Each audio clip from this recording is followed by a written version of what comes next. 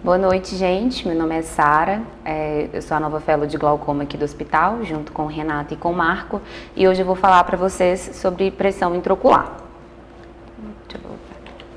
Então, a pressão intraocular ela é o principal fator de risco para o desenvolvimento do glaucoma e a redução da pressão é o objetivo atual do tratamento, porque a pressão ela é o único fator modificável na doença. E o que é considerado uma pressão normal? É aquela pressão que não está associada a dano glaucomatoso no nervo óptico.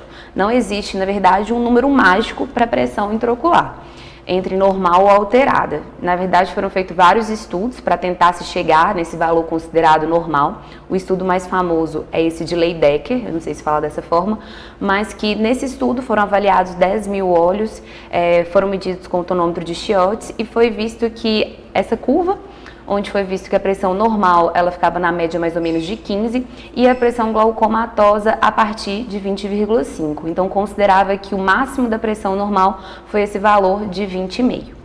O primeiro consenso da Sociedade Brasileira de Glaucoma de Ângulo Aberto também considerou maior que 21 pacientes hipertensos oculares, isso na época. Hoje, a gente sabe que essa noção inicial de que o risco para o glaucoma poderia ser determinado primariamente com base no valor da APIL já foi mudado, porque a gente sabe que a pressão intraocular é uma característica quantitativa que é influenciada por vários fatores, né? Então, os pacientes com glaucoma, eles têm diferentes susceptibilidades para progressão. Não é basicamente só um número que vai definir para a gente se aquela pressão está normal ou se aquela pressão está alterada. Vai depender do paciente e dos fatores envolvidos para esse paciente. Existe a flutuação da pressão intraocular, que é baseada no ritmo circadiano. Então, os valores mais elevados, eles vão ocorrer no período matutino, de 6 às 11 horas da manhã, e os valores mais baixos durante a madrugada, de meia-noite a 2 horas da manhã. Tem uma variação diurna, de 3 a 6 milímetros de mercúrio, e essa variação ela é maior nos olhos glaucomatosos. A progressão, então, ela vai estar associada a picos pressóricos ou essa variabilidade na PIL que a gente não detecta no exame de rotina, no exame ambulatorial, numa única consulta. Então, por isso, a melhor forma de avaliar a flutuação seria através da curva tensional diária. Isso, inclusive, já foi questão do CBO. E tem vários fatores, como eu disse, que vão influenciar na PIL, podendo aumentar ou abaixar. Então, aumenta a PIL, um aumento da pressão venosa episcleral, por exemplo, uma manobra de valsalva, um colar apertado, gravata, intubação, uma obstrução venosa orbital. O fato de fazer uma pressão no olho, por exemplo, paciente com blefaroespasmo, chorando. O hormonal, doenças da tireoide podem aumentar a pressão intraocular. E medicamentos, o que a gente mais tem como comum, que conhece é o corticoide, mas também o topiramato, a ketamina.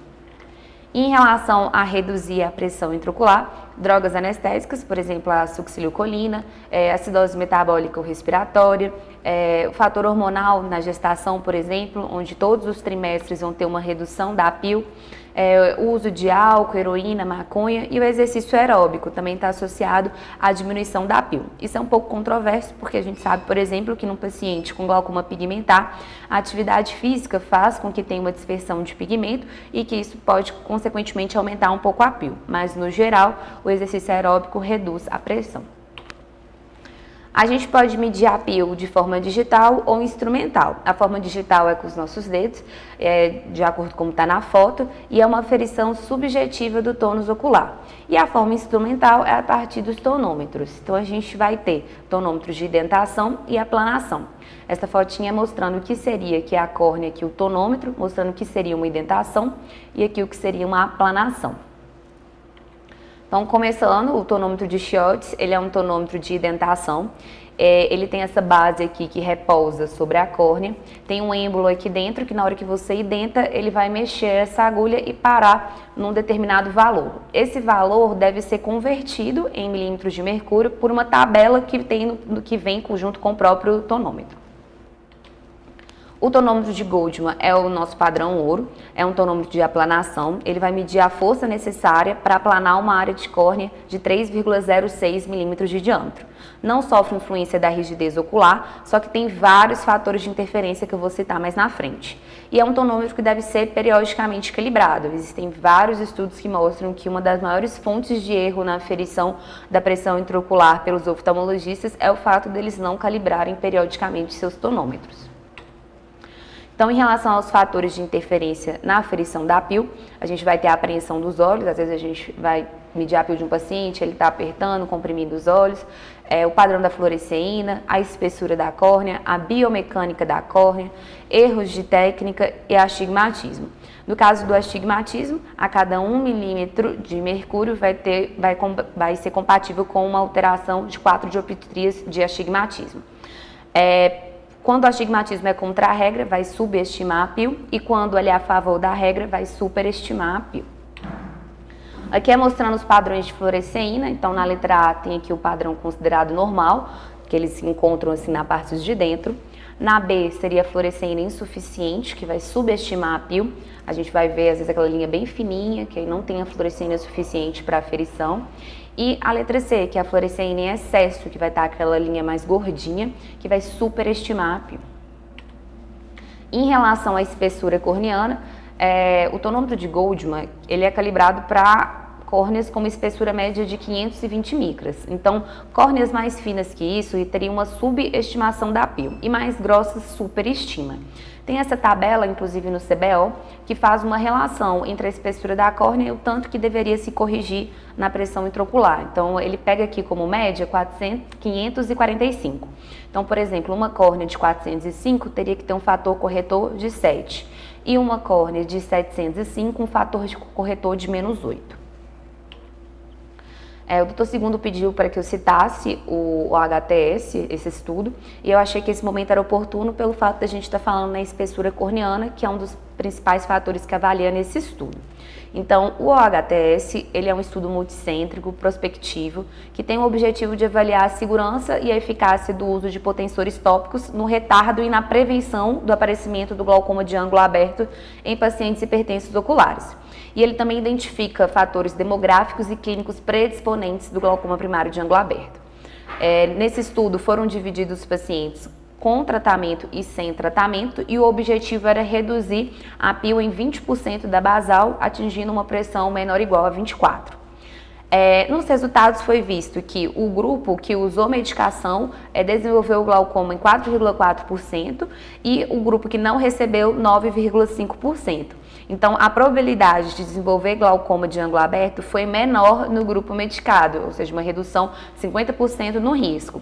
Só que mais de 90% dos pacientes não tratados não desenvolveram. Então, em que pacientes a gente deveria tratar, que pacientes hipertensos oculares a gente pensaria no tratamento? Então, isso a gente vai basear de acordo com os fatores de riscos para o desenvolvimento do glaucoma primário de ângulo aberto, que envolve idade avançada, a PIL basal já elevada, uma relação escavação disco vertical e horizontal, um PSD elevado, a doença cardíaca e o principal, que é a espessura corneana central fina. Então, como conclusão desses estudos, considerar o tratamento naqueles pacientes que tinham um risco mais elevado de desenvolver o glaucoma primário de ângulo aberto, e a medicação hipotensora foi efetiva em prevenir, em atrasar o desenvolvimento do glaucoma primário de ângulo aberto em pacientes hipertensos oculares. Continuando a falar de tonômetros, então agora a gente vai falar do Perkins. Ele é um tonômetro também de aplanação, ele segue o mesmo princípio do tonômetro de Goldman. A diferença é que ele é um tonômetro portátil, que tem um sistema de contrapeso, que é capaz de aferir a pressão em qualquer posição. Então é muito bom, por exemplo, para crianças em exames sob narcose. O Tonopen é um tonômetro portátil e eletrônico, ele tem uma área de 3 milímetros de aplanação, isso também já foi questão do CBO, e ele fazem 4 a 10 medidas, sendo que vão ser consideradas aquelas com variação inferior a 20%. O outro tonômetro é o Pascal, ele também é um tonômetro de aplanação, ele é um tonômetro de contorno dinâmico, ele vai fornecer uma medida direta, contínua e transcorneana da pressão intraocular. São feitas medidas na sístole e na diástole, verificando assim a amplitude do pulso ocular, e não é afetada pelas variações corneanas. O iCare é um tonômetro de rebote, ele tem uma hastezinha que na hora que você toca na córnea ele dá um rebote para trás, e isso é muito bom porque é um tonômetro que não tem a necessidade de uso de anestésico. O que foram feitos estudos com crianças foi muito bem tolerado e é um tonômetro portátil, né? Tem alguns estudos até que consideram que seria um tonômetro para monitoramento em casa, mas aí isso ainda está em estudo. se é vantajoso ou não manter o paciente com um tonômetro controlando a sua pressão em casa, como por exemplo se faz às vezes com hipertensos sistêmicos. O tonômetro de não contato, ele é um tonômetro que utiliza o ar para aplanar a córnea. É importante falar que esse não é um tonômetro para diagnóstico, não é um tonômetro para usar na propedêutica do glaucoma, e sim um tonômetro para screening da população. Geralmente ele vai dar um valor um pouco mais elevado do que o Goldman, que é o nosso padrão ouro.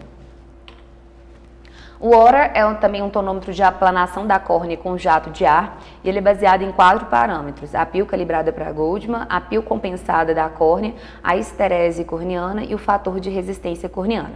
Então a esterese, ela é a diferença entre as pressões nos momentos de aplanação de entrada e saída, que seria esse gráfico aqui mostrando esse momento comparando com esse momento. Aí fizeram medidas para a gente poder acompanhar essa pressão intraocular durante o dia, no objetivo da gente pegar flutuações ou picos de pio, igual eu falei lá no início da questão da flutuação da pressão intraocular. Então a curva tensional diária, ela é a melhor forma de avaliar a flutuação da pio, e o ideal é que sejam feitas medidas no leito.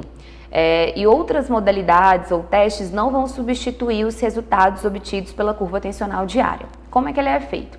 É mais ou menos 7 medidas: 6 horas da manhã, 9 horas da manhã, meio-dia, 3 horas da tarde, 6 horas da tarde, 9 horas da noite e meia-noite. O ideal é que o horário de 6 horas da manhã e meia-noite o paciente esteja em posição supina e que o de 6 horas o paciente ainda nem tenha se levantado da cama antes da primeira aferição. Ele vai detectar picos pressóricos de forma mais eficaz, só que a gente sabe que é difícil na prática, são poucos serviços onde o paciente ele consegue ficar internado e fazer essas medidas no leito de 6 horas e 24 horas. Então, com isso, criou-se novas formas de tentar pegar essa flutuação da pio, esses picos da pio, que seria a mini curva, por exemplo, que é a curva ambulatorial. Ela é feita 4 medidas: 8 horas da manhã, 11 horas da manhã, 2 horas da tarde e 5 horas da tarde. Existem algumas variações de acordo com cada serviço para a realização dessa mini curva ambulatorial. É um teste muito mais fácil de ser reproduzido, só que ele ainda deixa passar alguns picos de pio, não sendo tão confiável como a curva diária, por exemplo. Outra forma de tentar pegar esses picos seria através do teste de sobrecarga hídrica. O TSH ele é feito com o paciente em jejum de 2 horas. Você vai medir a pressão intraocular, pede que o paciente ingira mais ou menos de 800 a 1 litro de água em 5 minutos, uma média de 10 ml por quilo, e vai medir a pio após 15 minutos, quando completar 30 minutos e quando completar 45 minutos.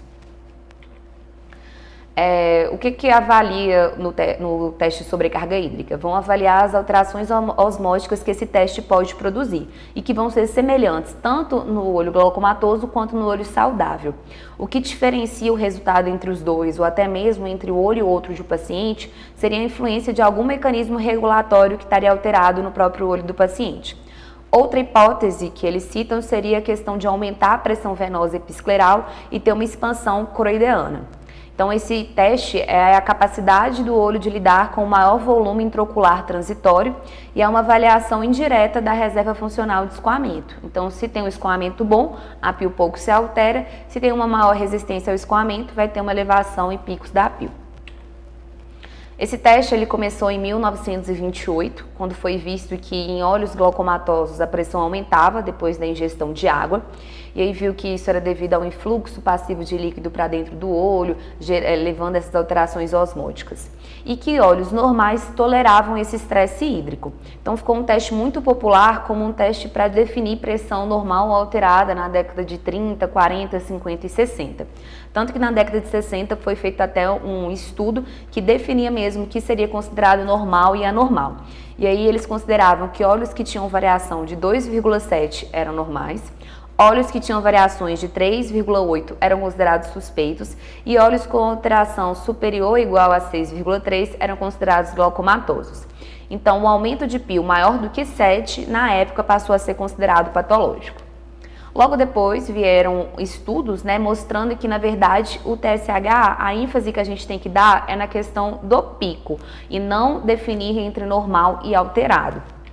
Então aqui eu tenho tanto um artigo mais ou menos da época ali, da década de 70, quanto um artigo mais atual, de 2015, e os dois enfocam exatamente isso, que essa avaliação do TSH baseado no número da APIL não é eficaz. O que a gente vai avaliar é o valor de pico, não é um teste diagnóstico, e sim um teste para avaliar o quanto de pico esse paciente pode alcançar. Porque se a gente avaliar só sobre números, então, por exemplo, um paciente com uma APIL de 26, que teve um pico de 31, ou seja, variou 5, é considerado normal? E um paciente que tem uma APIL de 8 e que teve um pico de 16, ou seja, 8, é glaucoma? Então, não é assim que a gente avalia. O que a gente tem que perceber é o que o teste diz subliminarmente, né? A alteração da APIL não é sinônimo de glaucoma, é apenas um fator de risco muito importante e que nenhum método isolado, seja a minicurva, o TSH ou a curva de 24 horas, é capaz de dar o diagnóstico isoladamente.